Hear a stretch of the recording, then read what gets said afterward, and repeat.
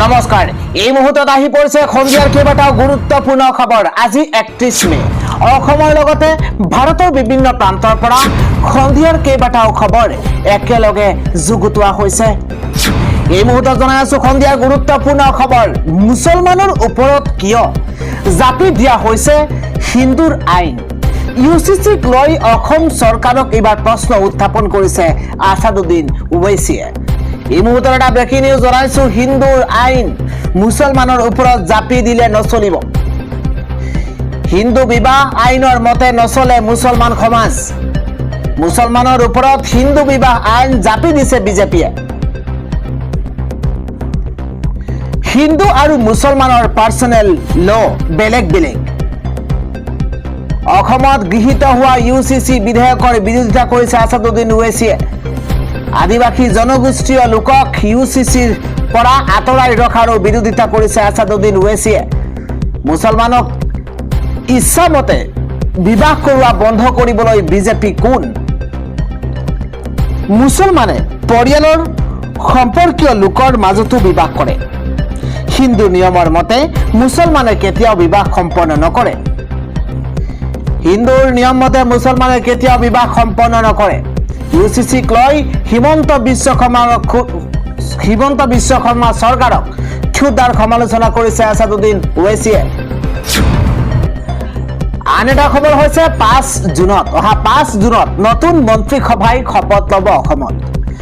এটা big breaking political breaking জনাইছো, 5 জুনত সম্প্ৰসাৰণ হ'ব অসম মন্ত্ৰীসভাৰ। জল্পনা কল্পনাৰ অন্ত পেলাই 5 জুনত শপত ল'ব নতুন মন্ত্ৰীসভাই। মন্ত্ৰীসভাৰ তালিকালৈ দিল্লীত উপস্থিত মুখ্যমন্ত্ৰী হিমন্ত বিশ্ব শৰ্মা। গুৱাহাটীতেই সম্পন্ন হ'ব সম্প্ৰসাৰিত মন্ত্ৰীসভাৰ শপত গ্ৰহণ। মন্ত্ৰীসভাৰ সম্প্ৰসাৰণ সন্দৰ্ভত প্ৰধানমন্ত্ৰীক সাক্ষাৎ মুখ্যমন্ত্ৰী হিমন্ত বিশ্ব শৰ্মাৰ। 5 জুনত সম্প্ৰসাৰণ হ'ব অসম মন্ত্ৰীসভাৰ। জনাইছো পৰৱৰ্তী খবৰ, যিকোনো মুহূৰ্ততে কৰ্তন হ'ব পাৰে আপোনাৰ ৰেচন কাৰ্ড। লাখ লাখ হিতাধিকাৰী লোকসকললৈ এই মুহূৰ্তত এটা জৰুৰী নিৰ্দেশনা আহি পৰিছে। এটা ব্ৰেকিং নিউজ এই মুহূৰ্তত, যিকোনো মুহূৰ্ততে কৰ্তন হ'ব পাৰে আপোনাৰ ৰেচন কাৰ্ড। অত্যন্ত ডাঙৰ খবৰ ৰাজ্যবাসীৰ কাৰণে জনাইছো, অসমৰ লাখ লাখ ৰেচন কাৰ্ড হিতাধিকাৰীসকললৈ ডাঙৰ নিৰ্দেশনা আহি পৰিছে। দুটা কাম নকৰিলেই আপুনি হেৰুৱাব পাৰে ৰেচনৰ সুবিধা। এটা গুৰুত্বপূৰ্ণ খবৰ, আপোনাৰ কাষৰ ৰেচনৰ দোকানলৈ গৈ আজিয়েই কৰক দুটাকৈ কাম, অন্যথা কৰ্তন হ'ব পাৰে আপোনাৰ পৰিয়ালৰ নাম। ৰাজ্যৰ প্ৰতিগৰাকী হিতাধিকাৰীৰ বাবে eKYC কৰাটো বাধ্যতামূলক। গুৰুত্বপূৰ্ণ খবৰ, পৰিয়ালৰ আধাৰ কাৰ্ডৰ লগত লৈ সম্পন্ন কৰক eKYC। ৰেচনৰ দোকানৰ EPOS মেচিনৰ জৰিয়তে এই কাম সম্পন্ন কৰিব পাৰে। eKYCৰ পুনৰীক্ষণৰ বাবে দোকানীৰ লগত আজি আপুনি যোগাযোগ কৰক। খাদ্য আৰু ৰাজহুৱা বিতৰণ আৰু যোগান পৰিক্ৰমা বিভাগৰ জাননী জাৰি কৰা হৈছে। যিকোনো মুহূৰ্ততেই কৰ্তন হ'ব পাৰে আপোনাৰ ৰেচন কাৰ্ড। পৰৱৰ্তী খবৰ, খাৱৈত বাগৰি পৰিছে পৰ্যটক ভৰ্তি এখন বাহন, য'ত এই ভয়ংকৰ দুৰ্ঘটনাতে 8 গৰাকীকৈ যাত্ৰীৰ কৰুণ মৃত্যু হৈছে। এই মুহূৰ্তত দেশ জোকাৰি যোৱা এটা দুখবৰ জনাইছো। এক ভয়ংকৰ পথ দুৰ্ঘটনা সংঘটিত হৈছে। খাৱৈত বাগৰি পৰিছে পৰ্যটক ভৰ্তি এখন বাহন। পৰ্যটক ভৰ্তি বাহন দুৰ্ঘটনাত পতিত হৈছে। শোকাবহ দুৰ্ঘটনাত 7 গৰাকী পৰ্যটক সহ 8 গৰাকীকৈ লোকৰ মৃত্যু হৈছে। শোকাবহ দুৰ্ঘটনাত 7 গৰাকী পৰ্যটক সহ 8 গৰাকীৰ মৃত্যু হৈছে। বাহনত থকা সকলো যাত্ৰীৰে প্ৰাণ শেষ হোৱাৰ সম্ভাৱনা। এটা ব্ৰেকিং নিউজ এই মুহূৰ্তত জনাইছো, স্বামী পত্নী সহ 2 পুত্ৰৰ প্ৰাণ শেষ শোকাবহ এই পথ দুৰ্ঘটনাত। হিমাচল প্ৰদেশ ফুৰিবলৈ আহিছিল দুটাকৈ পৰিয়াল। হিমাচলৰ চাম্বা জিলাত সংঘটিত হৈছে এই ভয়ংকৰ পথ দুৰ্ঘটনা। খাৱৈত বাগৰি সম্পূৰ্ণৰূপে ভাঙি চুৰমাৰ হৈ পৰিছে বাহনখন। হিমাচলৰ অতি দুৰ্গম অঞ্চলৰ মাজেৰে যাত্ৰা কৰিছিল বাহনখনে আৰু দেশ জোকাৰি যোৱা এই ভয়ংকৰ পথ দুৰ্ঘটনাত 8টাকৈ জীৱন শেষ হৈ পৰিছে। জনাইছো পৰৱৰ্তী খবৰ, নিষিদ্ধ মাংস পেলাই নিকৃষ্ট কাণ্ড কৰিছে হিন্দু যুৱকে আৰু মুছলমানক দোষী সজোৱাৰ চেষ্টা চলাইছে হিন্দু যুৱকে। এই মুহূৰ্তত এটা বিগ নিউজ, ঈদৰ মাজতেই হিন্দু যুৱকৰ নিকৃষ্ট কাণ্ড, নিকৃষ্ট ঘটনা। নিষিদ্ধ মাংসক লৈ মুছলমানক দোষী খজুৱাৰ চেষ্টা চলোৱা হৈছে। মুছলমানক বদনাম কৰি নিজেই পেলালে নিষিদ্ধ মাংস। এই মুহূৰ্তত ডাঙৰ খবৰ, চিচিটিভি ফুটেজত পোহৰলৈ আহিছে এই বিস্ফোৰক তথ্য। পথত পৰি থকা নিষিদ্ধ মাংস থলে নিজ বাসগৃহত। আৰক্ষীক খবৰ দি ক'লে সেয়া দুৰ্বৃত্তৰ কাণ্ড। চিচিটিভি ভিজুৱেলত ওলাইছে জুলুঙাৰ মেকুৰী। ঘটনাৰ পাছতে গ্ৰেপ্তাৰ হৈছে পুনিত নামৰ হিন্দু যুৱকক। উত্তৰ প্ৰদেশৰ মাৰপিটত উত্তৰ প্ৰদেশৰ মিৰাটত সংঘটিত হৈছে এই চাঞ্চল্যকৰ ঘটনা। ঈদৰ মাজতে হিন্দু যুৱকক এক নিকৃষ্ট ঘটনাই এতিয়া জোকাৰি গৈছে সমগ্ৰ ৰাজ্য। আন খবৰ হৈছে ভাৰতৰ আকাশত এক ভয়ংকৰ দৃশ্য। ছুপাৰ এল দিনুক লৈ বতৰ বিজ্ঞান কেন্দ্ৰৰ তৰফৰ পৰা আগজাননী জাৰি কৰা হৈছে। সমগ্ৰ অসম উত্তৰ পূৰ্বাঞ্চললৈ ৰেড এলাৰ্ট জাৰি কৰা হৈছে। এই মুহূৰ্তত এটা ডাঙৰ খবৰ জনাইছো, ভাৰতৰ আকাশত 3000 কিলোমিটাৰ জোৰা বিশাল বেগৰ তৰপ কৃত্ৰিম উপগ্ৰহৰে প্ৰেৰণ কৰিছে বিশেষ ছবি। এই মুহূৰ্তৰ ডাঙৰ খবৰ, গৰমৰ পৰা সকাহ বিচৰা দেশবাসীলৈ বতৰ বিজ্ঞান কেন্দ্ৰৰ তৰফৰ পৰা আগজাননী। ঘণ্টাত 100 কিলোমিটাৰ বেগত বলিব প্ৰচণ্ড ধুমুহা। ভাৰতৰ কেইবাখনো ৰাজ্যলৈ ইতিমধ্যে ৰেড এলাৰ্ট জাৰি কৰিছে IMDৰ তৰফৰ পৰা। আঞ্চলিক বতৰ বিজ্ঞান কেন্দ্ৰৰ তৰফৰ পৰা এলাৰ্ট জাৰি কৰা হৈছে ছুপাৰ এল নিনুৰ বাবে হোৱা জলবায়ু পৰিৱৰ্তনৰ বাবে বতৰে ভয়ংকৰ ৰূপ ধাৰণ কৰাৰ সম্ভাৱনা। উত্তৰ পূব আৰু মধ্য ভাৰতৰ এক বৃহৎ অংশত বতৰে সন্ত্ৰাস সৃষ্টি কৰাৰ আশংকা প্ৰকাশ কৰা হৈছে। দিল্লী, NCR, উত্তৰ প্ৰদেশ, বিহাৰ, ঝাৰখণ্ড আৰু উত্তৰ পূৰ্বাঞ্চলৰ প্ৰতিখন ৰাজ্যলৈ ইতিমধ্যে এলাৰ্ট জাৰি কৰা হৈছে। ধুমুহা, বৰষুণ আৰু বজ্ৰপাতক লৈ বতৰ বিজ্ঞান কেন্দ্ৰৰ তৰফৰ পৰা এলাৰ্ট জাৰি কৰা হৈছে। বতৰ বিজ্ঞান কেন্দ্ৰই মেঘৰ গতিবিধিৰ ওপৰত ৰাখিছে তীক্ষ্ণ নজৰ। সংশ্লিষ্ট ৰাজ্যসমূহক হাই এলাৰ্ট জাৰি কৰিছে। জনসাধাৰণক সতৰ্ক হৈ থকাৰ বাবে আহ্বান জনাইছে। বৰষুণৰ প্ৰভাৱ কম হোৱা অঞ্চলত তীব্ৰ গতিত ধূলিৰ ধুমুহাৰ আশংকা প্ৰকাশ কৰা হৈছে। প্ৰয়োজন নহলে ঘৰৰ পৰা বাহিৰলৈ নোলাবলৈ পৰামৰ্শ দিছে ভাৰতীয় বতৰ বিজ্ঞান কেন্দ্ৰই। আন এটা ডাঙৰ খবৰ জনাইছো, ক্ৰীড়া জগতৰ বাবে অত্যন্ত ডাঙৰ খবৰ। আজি IPL 2026ৰ ফাইনেল মেচ আৰু টিম ৰয়েল চেলেঞ্জাৰ্ছ বাংগালোৰৰ মুখামুখি হ'ব আজি Gujarat Titans. RCB versus GT। Gujarat Titans আজি সমুখ সমৰত নামিব সন্ধিয়া 7:30 বজাৰ লগে লগেই আহমেদাবাদৰ নৰেন্দ্ৰ মোদী ষ্টেডিয়ামত অনুষ্ঠিত হ'ব এই হাই ভল্টেজ ফাইনেল মেচখন। কোন জয়ী হ'ব আজি ফাইনেল মেচখন কাৰ দখললৈ যাব, কোনে শেষ হাঁহি মাৰিব, আপোনাৰ মতামত কমেণ্ট ছেকশ্যনৰ জৰিয়তে জনাওক। কিয়নো আজি IPL 2026ৰ ফাইনেল মেচ আৰু ফাইনেল মেচখনত সমুখ সমৰত নামিব RCB ভাৰ্চেছ গুজৰাট টাইটান্স। কোনে শেষ হাঁহি মাৰিব, আপুনি কোনটো দলৰ সমৰ্থক, কাক আপুনি সমৰ্থন জনাইছে, আপোনাৰ মতামত আমাৰ কমেণ্ট ছেকশ্যনত জনাব পাৰে। আন এটা খবৰ হৈছে ৰাষ্ট্ৰীয় পতাকা নহয়, অসমৰ আকাশত পাকিস্তানী পতাকা। অসমৰ আকাশত পাকিস্তানী পতাকা উৰুৱালে দুৰ্বৃত্তই। দেওবাৰৰ দিনটোতেই ৰঙিয়াত নিজ ফচং প্ৰাথমিক বিদ্যালয়ত এই দৃশ্য দেখিবলৈ পোৱা গৈছে। বিদ্যালয়ৰ নৱনিৰ্মিত চৌহদত উৰিল সন্দেহজনক পাকিস্তানী পতাকাখন। এই মুহূৰ্তৰ ডাঙৰ খবৰ, ঘটনাক লৈ উচ্চ পৰ্যায়ৰ তদন্তৰ দাবী জনাইছে বজৰং দলে। দোষীক তাৎক্ষণিকভাৱে কৰায়ত্ব কৰাৰ দাবী জনাইছে, শাস্তিৰ দাবী জনাইছে। ঘটনাৰ প্ৰতিবাদত 12 ঘণ্টীয়া ৰঙিয়া নগৰ বন্ধৰ ঘোষণা কৰা হৈছে। পৰৱৰ্তী খবৰটো হৈছে ভয়ংকৰ দুৰ্ঘটনাত পতিত হৈছে মাজুলীমুখী যাত্ৰীবাহী বাছ। প্ৰচণ্ড সংঘৰ্ষত 3খনকৈ বাহন।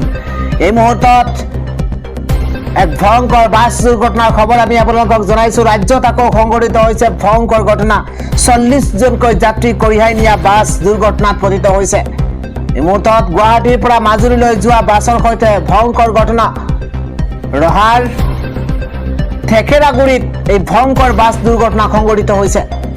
2খনকৈ বাহনৰ সৈতে প্ৰচণ্ড সংঘৰ্ষ যাত্ৰীবাহী বাছৰ। এই মুহূৰ্তত ডাঙৰ খবৰ জনাইছো, মাজুলী অভিমুখী দুৰ্ঘটনাগ্ৰস্ত বাছখনৰ নাম লক্ষ্মী। কথমেপি প্ৰাণ ৰক্ষা পৰিছে শিশুসহ 2 যাত্ৰীৰ। বাছে খুন্দা মৰা পেটা বাহনখনত আছিল শিশুসহ 2 যাত্ৰী। ৰাজ্যত আকৌ সংঘটিত হৈছে ভয়ংকৰ বাছ দুৰ্ঘটনা। পৰৱৰ্তী খবৰ, পশ্চিমবংগৰ সোণাপুৰত টিএমচি সাংসদ অভিষেক বেনাৰ্জীৰ ওপৰত হোৱা আক্ৰমণৰ পাছতে আৰক্ষীয়ে চলাইছে একশ্যন। ইতিমধ্যে 5জনকৈ অভিযুক্তক গ্ৰেপ্তাৰ কৰিছে আৰক্ষীয়ে। পৰৱৰ্তী খবৰটো হৈছে ৰাজ্যত পুনৰ মূল্যবৃদ্ধি। মূল্যবৃদ্ধিৰ মাজতে হুৰাহুৰে বৃদ্ধি পাইছে বাছৰ ভাড়া। অসমত হুৰাহুৰে বাঢ়িছে বাছৰ ভাড়া। তেলৰ দাম বৃদ্ধিৰ সুযোগ লৈ ভাড়া বৃদ্ধি হৈছে যাত্ৰীবাহী বাছৰ। এই মুহূৰ্তৰ ডাঙৰ খবৰ, মন্ত্ৰীয়ে ৰাজহুৱা বাছ ব্যৱহাৰ কৰিবলৈ দিয়াৰ সময়তে জনতাক ৰাম টাঙোন। বৃদ্ধি পালে গুৱাহাটীৰ পৰা উজনিমুখী বাছৰ ভাড়া। ডিজেলত 5 টকা বৃদ্ধিৰ বিপৰীতে বাছৰ ভাড়া বাঢ়িছে 50ৰ পৰা 100 টকাকৈ। ডিজেলত 5 টকা বৃদ্ধিৰ বিপৰীতে বাছৰ ভাড়া এতিয়া 50ৰ পৰা 100 টকাকৈ বৃদ্ধি পাইছে। এটা ডাঙৰ খবৰ, তেলৰ দাম বৃদ্ধিৰ মাজতে যাত্ৰীৰ মূৰত পুনৰ ৰাম টাঙোন খোদাইছে মূল্য বৃদ্ধিয়ে। এই মুহূৰ্তৰ ডাঙৰ খবৰ, এখন তালিকা প্ৰকাশ পাইছে। গুৱাহাটীৰ পৰা তেজপুৰলৈ 400 টকাৰ পৰিৱৰ্তে হ'লগৈ 500 টকা। গুৱাহাটীৰ পৰা ডিব্ৰুগড়লৈ 700 টকাৰ বিপৰীতে এতিয়া 800 টকালৈ বৃদ্ধি পাইছে বাছৰ ভাড়া। গোলাঘাটলৈ গুৱাহাটীৰ পৰা গোলাঘাটলৈ 550 টকাৰ বিপৰীতে 650 টকা হৈছে বৃদ্ধি। গুৱাহাটীৰ পৰা যোৰহাটলৈ 550 টকাৰ বিপৰীতে 650 টকা এতিয়া ভাড়া বৃদ্ধি পাইছে। ধেমাজিলৈ গুৱাহাটীৰ পৰা 700 টকাৰ বিপৰীতে হ'লগৈ 800 টকা, 100 টকাকৈ বৃদ্ধি পাইছে। ইফালে গুৱাহাটীৰ পৰা লখিমপুৰলৈ 650 টকাৰ বিপৰীতে এতিয়া বাছৰ ভাড়া বৃদ্ধি হৈ 750 টকা পালেগৈ, 100 টকাকৈ বৃদ্ধি পাইছে। গুৱাহাটীৰ পৰা মাৰ্ঘেৰিটালৈ 900 টকাৰ বিপৰীতে 1000 টকা হৈছে। গুৱাহাটীৰ পৰা জাগুনলৈ 1000 টকাৰ বিপৰীতে 1100 টকা অৰ্থাৎ 1100 টকা হৈছে বাছৰ ভাড়া। আন এটা খবৰ হৈছে, বিখ্যাত তামিল অভিনেতাৰ গ্ৰহণ কৰিছে ইছলাম ধৰ্ম। থালাপতি বিজয়ৰ চিনেমাৰ সহ অভিনেতাই এতিয়া ইছলাম ধৰ্ম গ্ৰহণ কৰিছে। এই মুহূৰ্তৰ ডাঙৰ খবৰ, তামিল অভিনেতা তথা থালাপতি বিজয়ৰ ঘনিষ্ঠ বন্ধুৱে ইছলাম ধৰ্ম গ্ৰহণ কৰিছে। বিজয়ৰ চিনেমাৰ সহ অভিনেতা জয়কান্ত উৰ্ফে জয়ে ইছলাম গ্ৰহণ কৰাৰ ঘোষণা। তামিল চলচ্চিত্ৰৰ জগতৰ জনপ্ৰিয় অভিনেতা আছিল জয়।